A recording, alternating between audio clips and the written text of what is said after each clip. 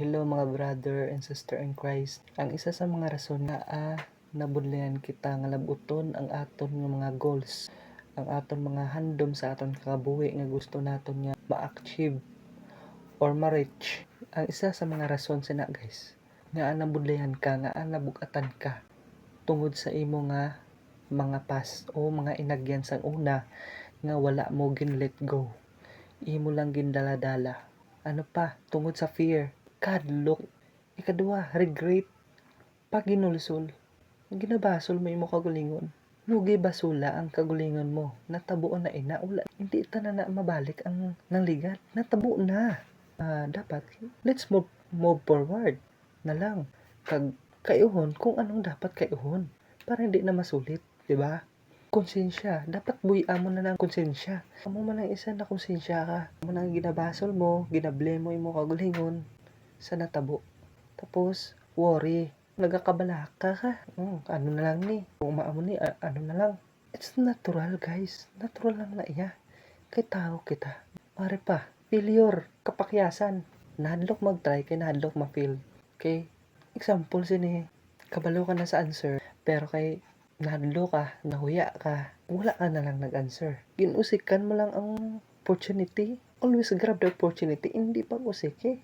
Hindi ka magkadlo ka mag-try. Hindi ka magkadlo ka magsala ka. Dira ta makatuon. Maka-learn ta sa sala. Nga ina, mabala naton, ma-learn naton nga sala ina. Sa dason, malikawan ta na. Nga hindi ta na mahimo. Diba? O, ari pa. Doubt.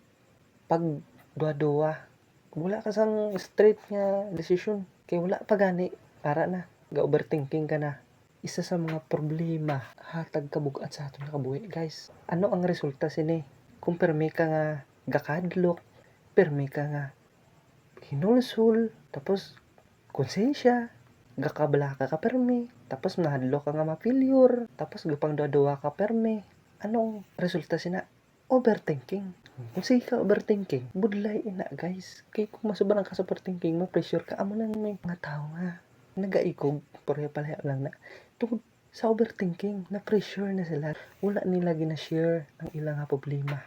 Gitsulo nila ang ilang problema. Sabi nila sila na ang tao sa kalibutan, wala na sila karamay. Sarado nila utak ba? Stop making overthinking. Kaya para makapaminsar ka sa maayo kung anong dapat mong imuon.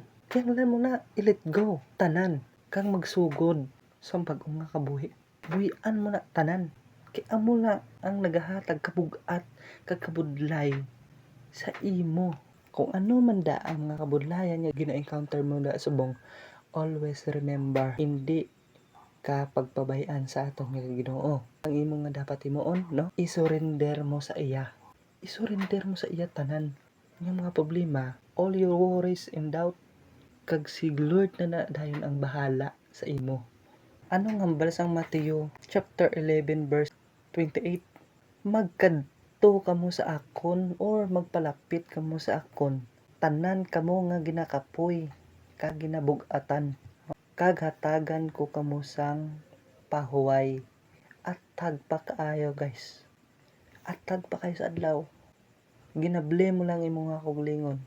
Ikaw lang mismo ang gahatag kabudlay sa imo kaugalingon nga ara lang man ang Dios, ara lang man ang aton Ginoo nga gahulat sa imo nga magpalapit ka sa iya.